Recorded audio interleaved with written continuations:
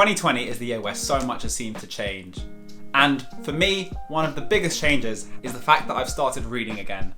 Not that I didn't read before, but now I'm actually starting to do it as a habit. I'm trying to read at least one book a week, and to be honest, it's been absolutely life-changing. Whether that's learning about Tim Ferriss's 4-Hour Work Week, or just reading something a bit more chilled out like Adam Kay's This Is Going to Hurt.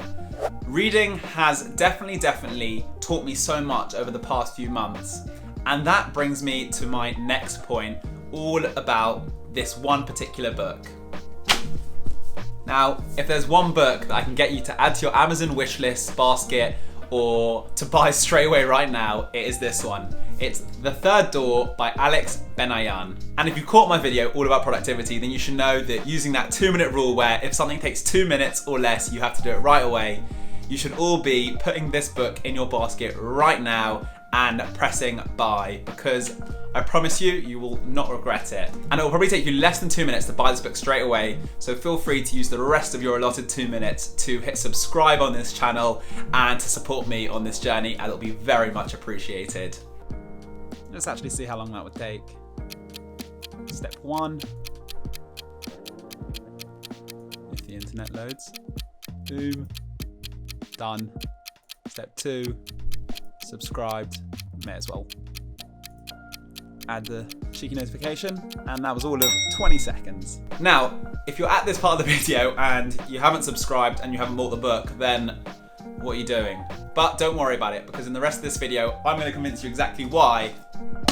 If there's one book you're going to read, this is the one. So sit back and relax whilst I give you a dramatic 3-hour reading of The Third Door.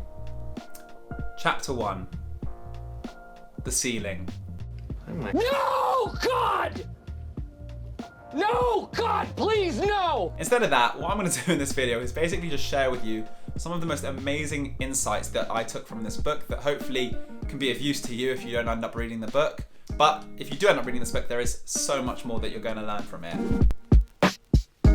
The basic premise of the book is that this guy Alex is 19, 20 years old, and he realizes that as amazingly documented as some of the biggest names in the world stories are, you never really hear about the start of their journey, the part where they were a nobody, and what they did, the little tips and tricks, the bits of advice that they can look back with hindsight on that would be so useful for basically anyone growing up in their 20s today, but that just isn't documented anywhere. And you get taken on this journey where you see Alex get interviews with people like Lady Gaga and Bill Gates, and you find out some of these really amazing bits of advice. And it all stems down to one common theme between all of these people that he interviews, and that's this idea of the third door, where life is compared to a club and there are 3 doors. Door 1 is where 99% of people are queuing, just hoping that they're going to get in, but the queue is so long, it bends around the corner and there's no promise that you'll ever get into the club. The second door is where the millionaires and famous people and VIP guests can all get in, no queue, can go straight into the club, and they have the easiest ride possible. But then there's always a third door, and that's the one where you have to jump over a fence, climb through a window, knock on some doors, climb through someone's living room, and eventually sneak your way into the club. And this is what's common about all of these people that have had the biggest successes in life. Nothing was given to them, they didn't wait in line, they weren't VIPs, they worked hard for what they wanted, and this is the basic premise of the entire story. I think the most impressive thing is Alex's story himself, and how he basically epitomizes this idea of the third door, where he has setback after setback, hurdle after hurdle, and he gets exactly where he wants to. And what that means today is, if you actually just Google Alex Banayan, the name, you'll see how successful he's made it in life. So diving a little bit deeper into the book, what are some of the other bits of inspiration, of advice that made it so amazing and basically have made me say that if there's one book that you're going to read, it has to be this one? The first one is about the best and worst case scenario. In life, hundreds of times you're going to come up to these scenarios where you're not sure what the right decision is, or you're offered an opportunity but you're not quite sure if you should take it. And when it comes to these really hard decisions, the advice given is write down a best and worst case scenario. And to be honest, when you write the worst thing possible, you have to actually take a step back and think, are those things actually A, likely to happen, and B, that bad if they do happen? And on the flip side, the best case scenario is often so amazing and so likely to actually happen if you take this opportunity that you shouldn't just not do it because of the worst case scenario. And ultimately, it's what helps us progress in life and become the person that we all want to be. The second piece of advice that he picked up that I think is really valuable is the idea that to maximize your potential in life, you need to be like a car that ticks along at 60 miles an hour. You're constantly putting in effort, putting in hard work, and making sure that this is constant throughout your life and something that you'll be able to maintain and keep up. On the other side, there's the idea of a car that can fly at 100 miles an hour, but you're constantly pressing on the brakes and you're constantly braking down all the time. The truth is, the 60-mile-an-hour car that's going at constant speed will be able to travel much, much further because it won't be braking down all the time from this hard stop, start, stop, start.